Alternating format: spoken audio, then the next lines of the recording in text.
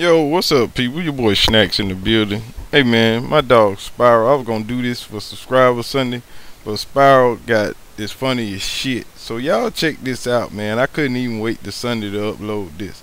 Go by youse.com, damn it. Holla at your boy. See ya, youse!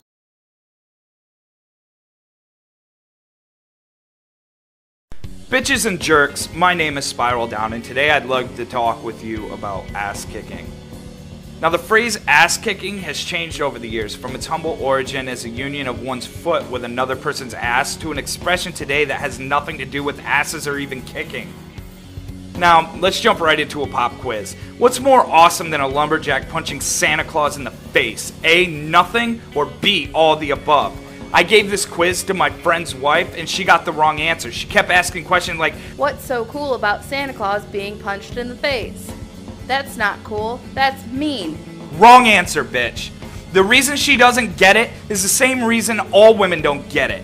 Men invented ass kicking along with chainsaws, beef jerky, and happiness. Although purists would agree that the classic ass kicking is sufficiently awesome and or tits. New approaches, techniques, and interpretations have been welcomed to the ass-kicking catalog over the years. Take, for example, the punch to the Co-Jones ass-kicking, the cock punch. There are two main procedures for transferring one's fist to the cock. The first method is the crescent punch, which is especially handy with missionaries who can't take a hint, people who jog in place while waiting for the light to turn green, and self-important clerks who ask, "What can I do you for?" Of course, if you answer the subtle sexual proposition, the clerk will always seem confused because it's a mantra that's often chanted unintentionally, almost like a desperate last attempt at being a comedian or anything else that doesn't so closely resemble the mundane hell of a life in a convenience store, thus warranting a slug to said clerk's pecker.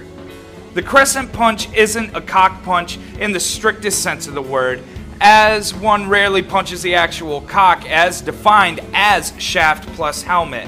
It's more of a nut busting, not to be confused with busting a nut, but still it's related to the cock punching family. The crescent method. Step 1. Wind back in a graceful semicircular motion. Now, the trick here is having a good excuse to find yourself below the victim's waistline. For example, try saying, "Oops, I need to tie my shoes," or "Hey, look, some spare change," or the failsafe, "I think I'll crouch down here for no reason, especially not to punch you in the dick." Now, step 2, thrust your fist into the opponent's crotch so that the momentum of your thrust is directed upward, as if to force the gonads back into the pelvic cavity. Now, if your victim happens to be a woman, this method is known as the ovarian delight, which isn't a delight so much as a jab to the ovaries. The stealth method. The second more common delivery method is the top-down or high-level approach. It is sometimes referred to as the stealth method because the victim rarely foresees the dong thumping he's about to receive. The method is most easily carried out during casual conversations, especially as a substitute for feigning interest in whatever boring activity your coworkers filled their weekends with. Start out with a friendly gesture, perhaps a bit of light small talk like, "How's it going?" or even "Hanging in there?" Don't get too carried away though. Asking questions like "How's work?" might suggest that you have some knowledge of whatever project your coworker is working on, which might give him or her the impression that you're interested, or even worse, that you care. If things go awry and you find yourself inundated with too much boring psychobabble too quickly, it's acceptable to initiate early, though a premature thrust may dampen the satisfaction of leading your victim on with knowing nods and polite mm-hms. When you're finally ready, make sure to step into the punch so you have the weight of your body backing you. If you punch hard enough, it is possible to punch someone's dick clean off, though you have to be extremely manly for this. We're talking hairy eyeballs. Now, the drop kick to the face.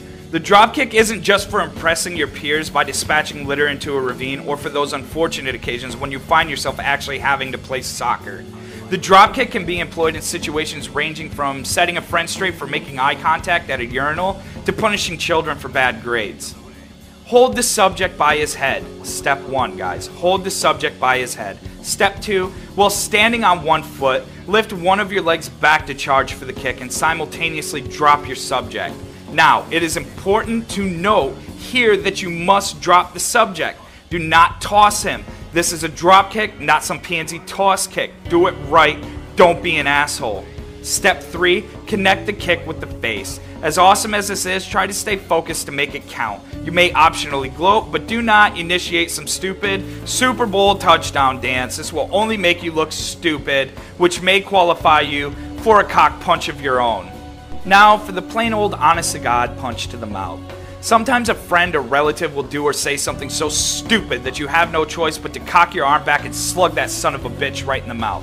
Sometimes the person is so annoying that this happens involuntarily, like your arms transform into sentient beings with a primal sense of justice, lashing out at the source of your frustration like a reflex. Nothing too showy, just a plain old-fashioned punch to the kisser. Now, for example, everyone knows someone who will drive an extra 10 minutes across town to buy gas from a station selling its fuel for 1 cent per gallon cheaper than the other gas stations.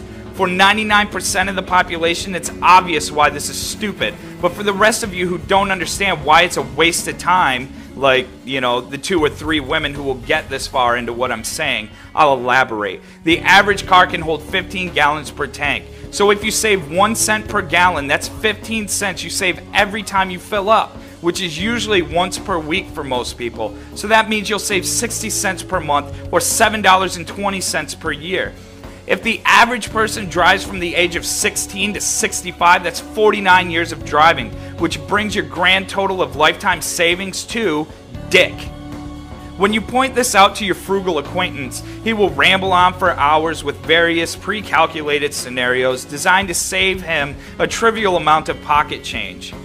What these tight-fisted misers don't realize is the amount of money they could save by not having to buy extra food to restore the countless calories of energy they expel by simply not shutting the fuck up about how much money they save on gasoline. These are the same people who consider it a wise investment of their time to undertake the laborious task of poring over newspapers on the off chance of finding a coupon for a product that they want, let alone need. You see these people everywhere, haggling over the price of candy at checkout counters, sending back steaks that don't live up to their Epicurean standards at Red Lobster, and bringing commerce to a grinding halt by tediously writing out every letter of every number on their checks. No man pays with checks. Real men pay for things with real money. Slabs of molded ore if possible, and if not, then with a big crumpled wads of lint-caked bills. Straight from our swampy pockets to the register. Cut the fucking foreplay. You give us stuff, we give you money, end of transaction. None of this organized memo-filled bullshit. If you need a memo to remind you of what you spent your money on, then you probably shouldn't be buying it in the first place. Stick to the basics. Speaking of basics, as straightforward as a punch to the mouth can be, it's not as efficient as it could be at delivering the ass kicking. The fewer joints involved in pummeling someone, the less likely it will be that one of the joints will bend incorrectly, which could dampen a blow. A more direct approach would be to forego the wrist joint entirely. In other words, cut the middleman and go right for the elbow. Hitting someone in the mouth with your elbow requires close proximity to your target. One of the few occasions that you might get close enough to someone to make a delivery is when you're talking to a friend or relative. You might be hesitant at first to pummel a friend, but here's a thought. By not hitting your close acquaintances, you're discriminating against them. What kind of a friend discriminates? Show him that you're a true friend by giving him a taste of your elbow. In closing, let's discuss the backbreaker.